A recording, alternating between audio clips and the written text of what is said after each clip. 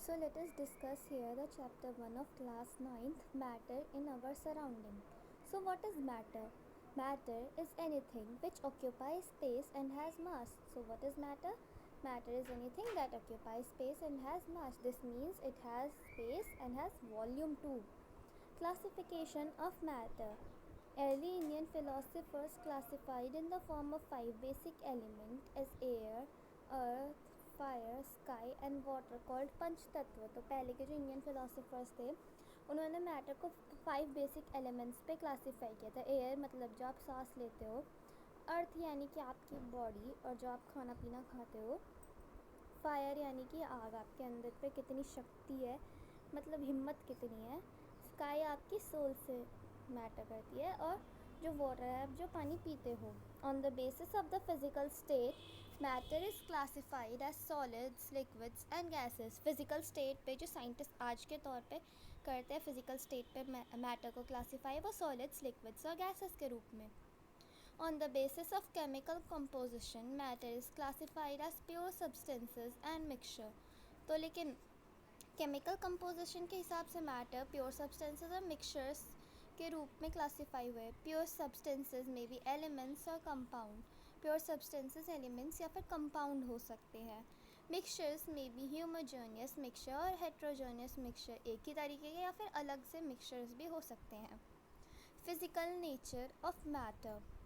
Matter is made up of particles. So जो matter है वो पार्टिकल्स के बने हुए होते हैं. The particle of matters are very tiny. जो पार्टिकल्स हैं मैटर के वो बहुत टाइनी होते हैं, मतलब बहुत छोटे छोटे से होते हैं. The particles of matter have space between them. जो पार्टिकल्स हैं मैटर के उसके बीच में स्पेस होती है. The particles of matter are continuously moving. जो पार्टिकल्स हैं मैटर के वो कंटिन्यूसली मूव करते रहते हैं. The particles of matter attract each other. जो पार्टिकल्स हैं मैटर के वो एक दूसरे को अट्रैक्ट करता है, तभी तो उनकी शेप बनी रहती है. सो matter is made up of particles. So while discussing this we have to look at a video. So just look at the video.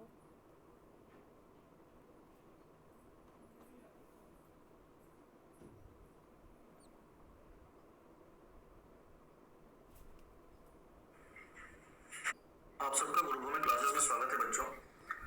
अभी हम एक कि मैंने ये यहाँ पर 40 ml का एक मार्क है, 40 ml की जस्ट ऊपर 50 ml का एक मार्क है. मैंने वहां तक इसमें वाटर फिल किया हुआ है. अब इसमें करना क्या है, या तो आपको शुगर या सॉल्ट डिजोल्व करनी है. मैंने यहाँ पे सॉल्ट लिया हुआ है. हम इसके अंदर सॉल्ट डिजोल्व करेंगे और हमें देखना क्या है कि क्या वाटर का लेवल में कोई चेंज आ रहा है, क्या वाटर का लेवल राइज हो रहा है, या फिर किसी भी तरह का इसमें कोई चेंज आ रहा है कि नहीं आ रहा है. हमें इस बात का पता करना है. तो आइए स्टार्ट करते हैं इस एक्टिविटी को. हम इस सॉल्ट को इस बीकर के अंदर डालते हैं.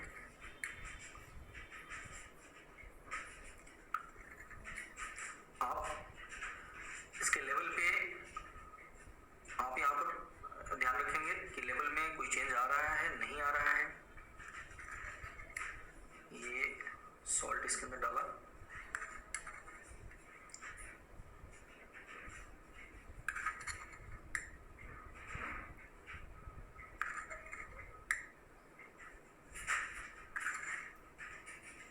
आप देख सकते हैं कि इसके लेवल में हल्का चेंज हुआ है. वो इसलिए कि अभी पूरी तरीके से सॉल्ट इसके अंदर डिजोल्व नहीं हुआ है. इसलिए ये आप देख सकते हैं कि यहाँ पर 40 ml के ऊपर जस्ट जो 50 ml का मार्क है उसके थोड़ा सा ऊपर वाटर का लेवल अप हुआ है.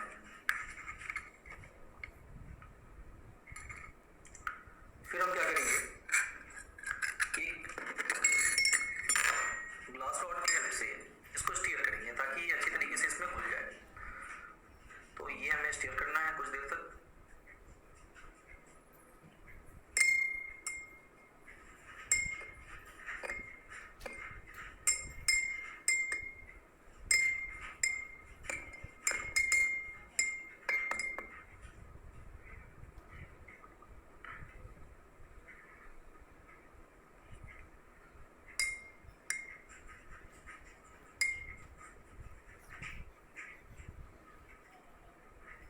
स्टीयर करना है. आप देख सकते हैं कि सॉल्ट वाटर के अंदर डिजॉल्व होनी शुरू हो गई है इसके अंदर। ये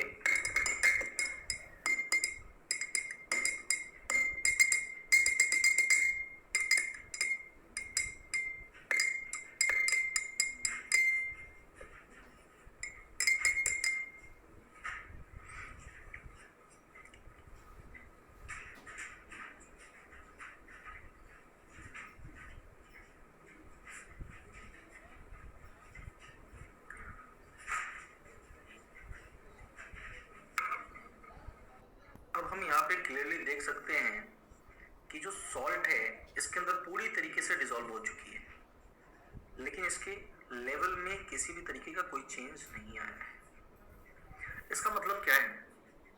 आखिर सॉल्ट गई कहाँ? अगर salt So we have looked at this activity. We observed that the water level of water doesn't increase. What this means? This means that there is some space between the particles of water in which the salt particles are getting dissolved. So that's why the level of water doesn't increase. This shows that matter is made up of particles. The particles of matter are very tiny. So let us see this activity. Dissolve 2-3 crystals of potassium permanganate in 100 ml of water in a beaker. Take 10 ml of this solution and dissolve in 100 ml of water. Take 10 ml of this solution and dissolve in 100 ml of water. Repeat the process 5 to 6 times. This shows that a few crystals of potassium permanganate can color a large volume of water because there are millions of tiny particles in each crystal. So this activity shows that matter is made up of very tiny particles. The particles of matter have space between them. Take some water in a beaker and note its level.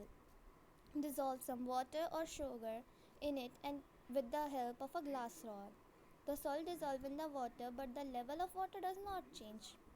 This is because the particles of salt get into the spaces between the particles of water. This means that particles of matter have space between them. So this is clear. Particles of matter are continuously moving. Take some water in a beaker and put a drop of blue or red ink slowly along the sides of beaker. Leave it undisturbed for a few hours.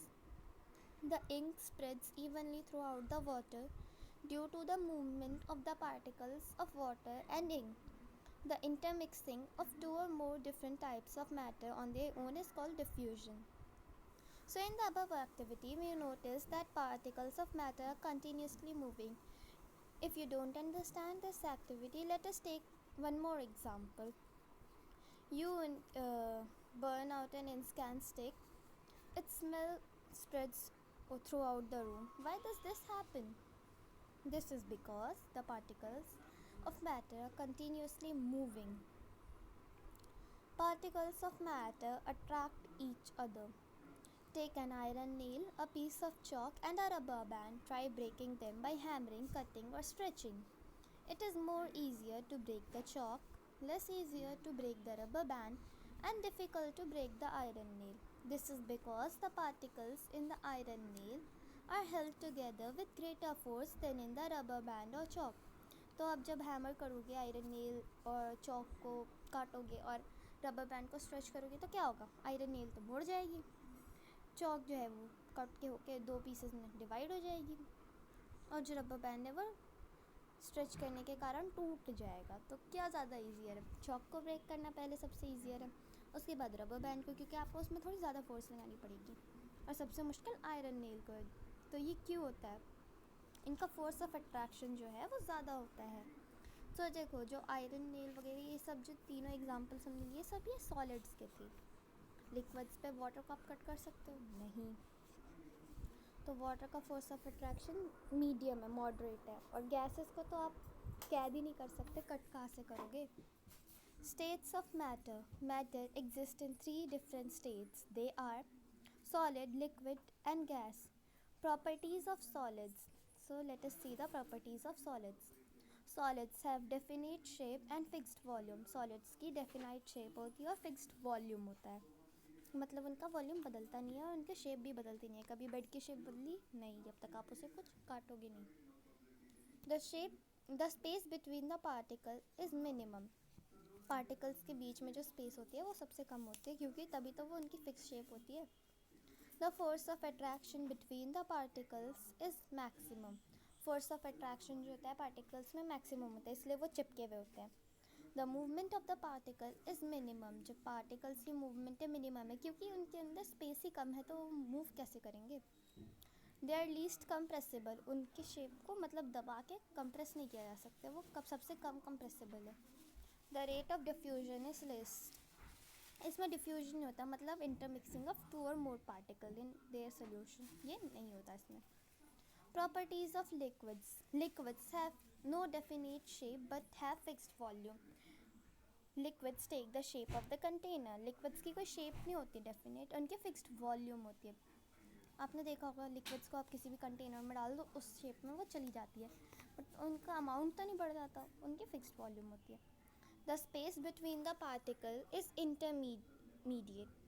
जो space होती है उनके particles में वो normal होती है, moderate होती है, इंटरमीडिएट होती है। The force of attraction between the particles is intermediate. और जो अट्रैक्शन होता है उनके पार्टिकल्स का वो भी मॉडरेट होता है। The movement of the particle is intermediate. Move भी उतना ही करेंगे मॉडरेट जितना। They are less compressible. उनको भी दबा के उनकी शेप नहीं बदल सकती, क्योंकि लिक्विड्स तो कंप्रेस ही नहीं होंगी।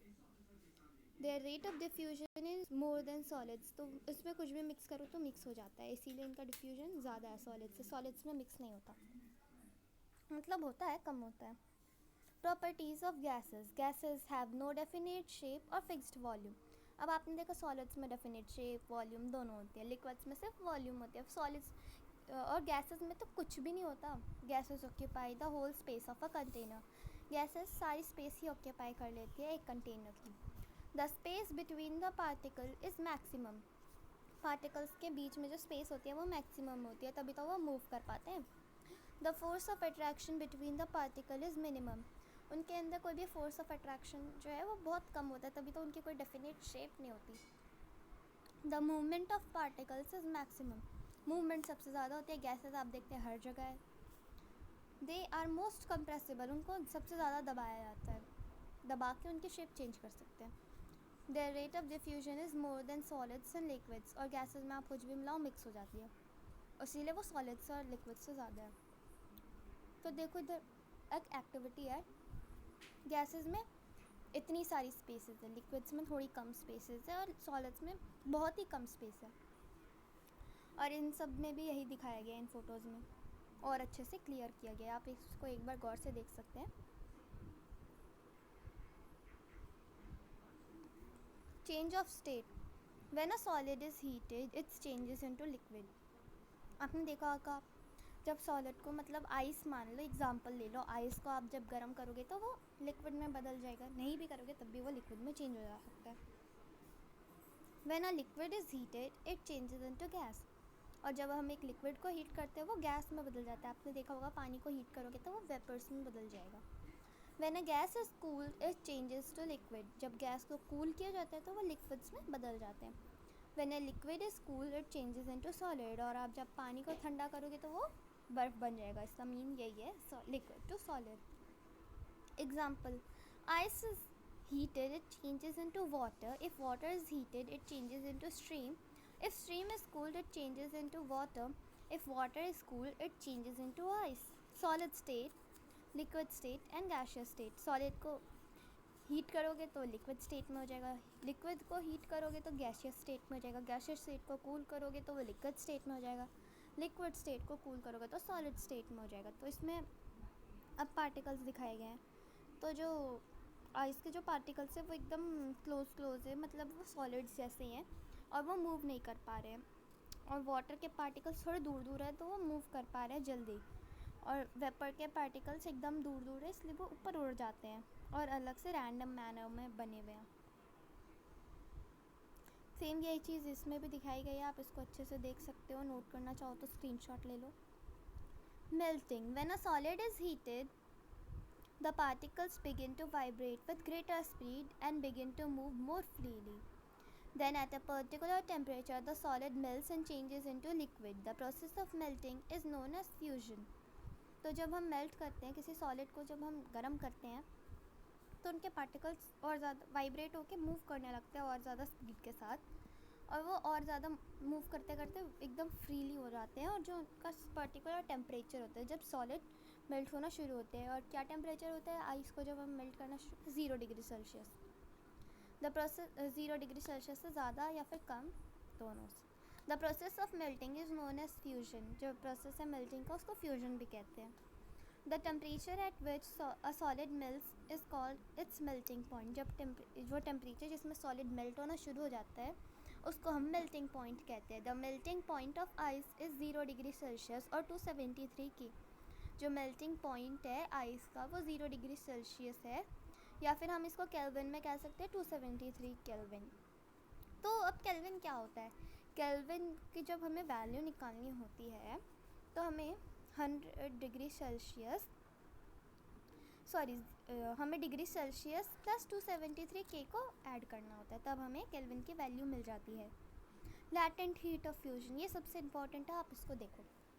That the amount of heat energy required to change 1 kg of solid into liquid at atmospheric pressure at its melting point is called latent heat of fusion. जितनी अमाउंट चाहिए होती है हमें हीट एनर्जी की 1 kg solid को liquid में convert करने के लिए एटमॉस्फेरिक प्रेशर पे, उसकी मेल्टिंग पॉइंट पे, हम उसको कहते हैं लैटेंट हीट ऑफ फ्यूजन।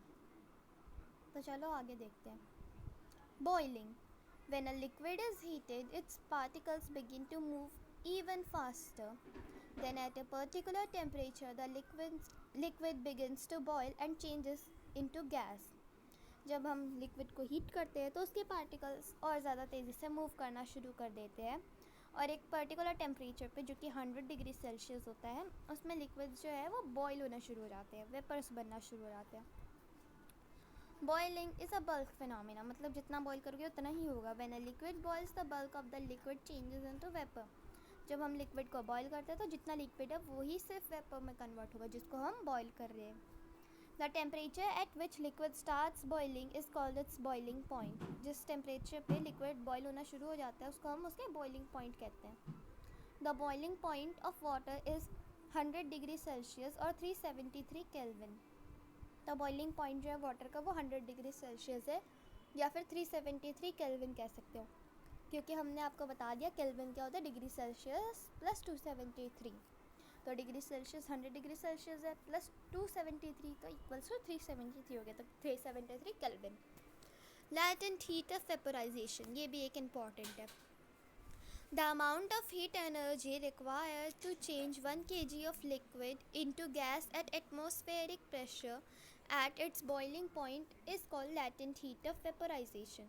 जितनी अमाउंट चाहिए होती है हमें हीट एनर्जी की 1 kg लिक्विड को चेंज करने के लिए गैस में एटमॉस्फेरिक प्रेशर के पे बॉइलिंग पॉइंट पे उसको हम कहते हैं लैटेंट हीट ऑफ वेपोराइजेशन। यहाँ पे आप देख सकते हो,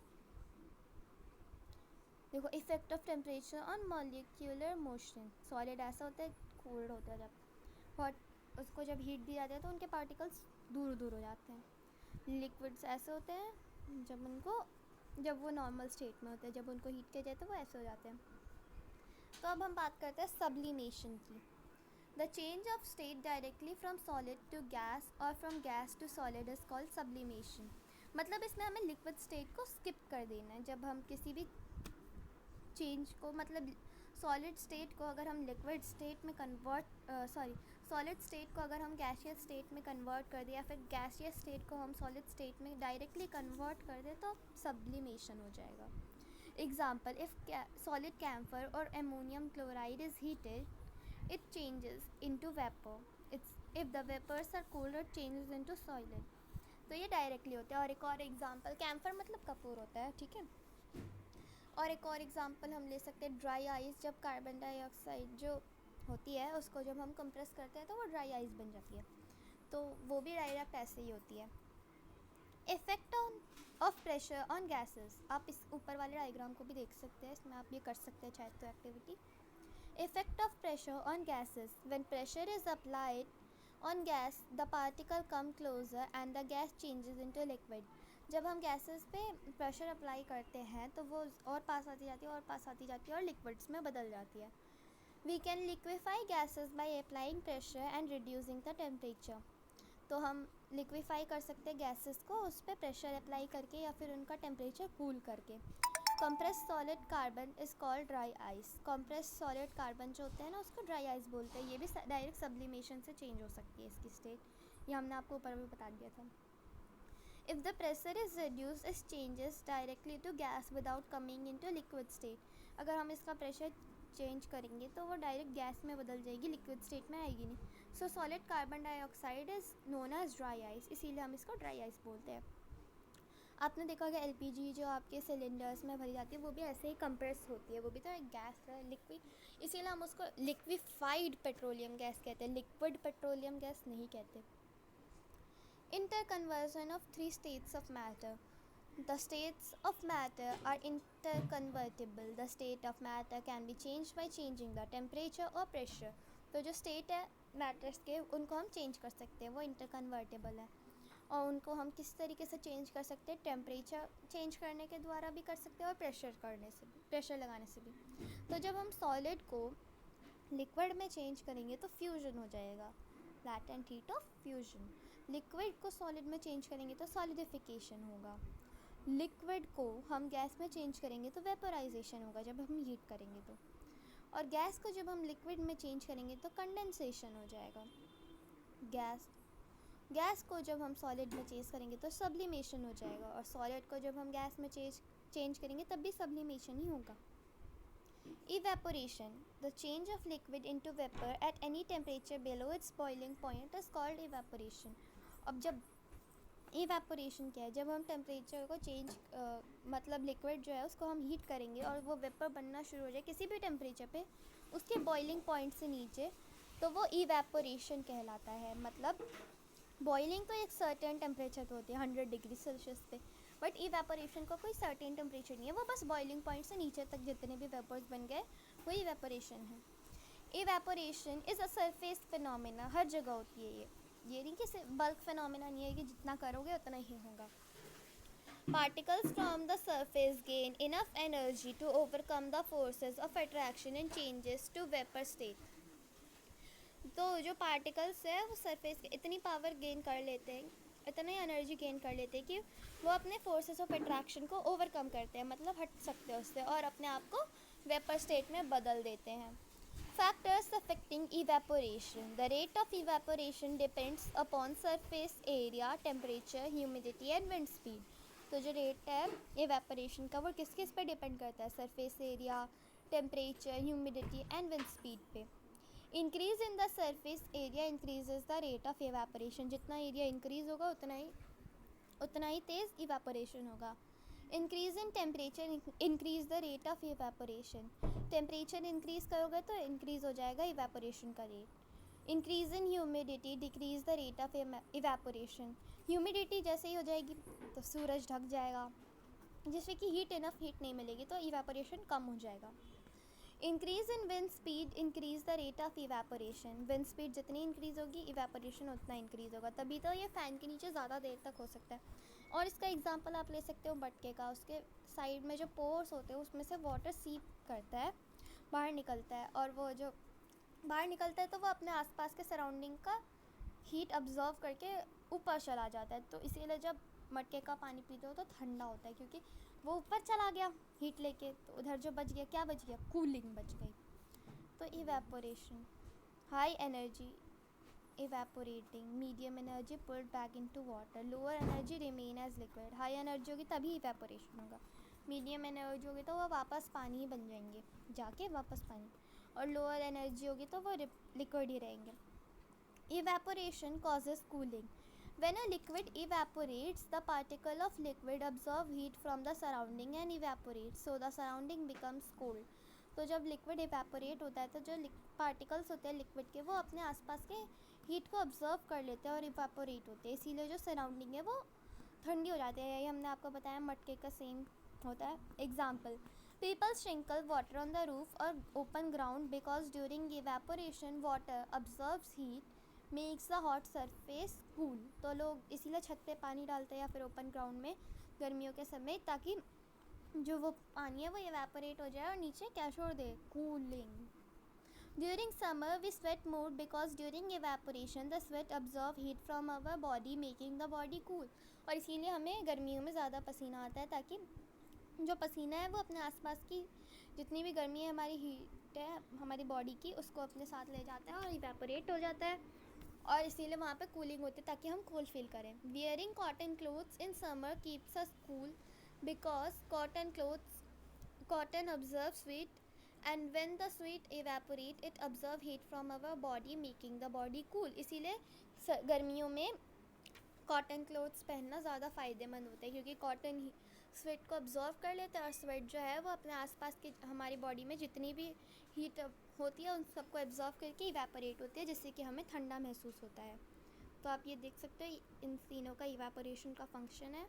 हम अपने नेक्स्ट वीडियो में डिस्कस करेंगे क्वेश्चन आंसर्स। सो बाय गाइज।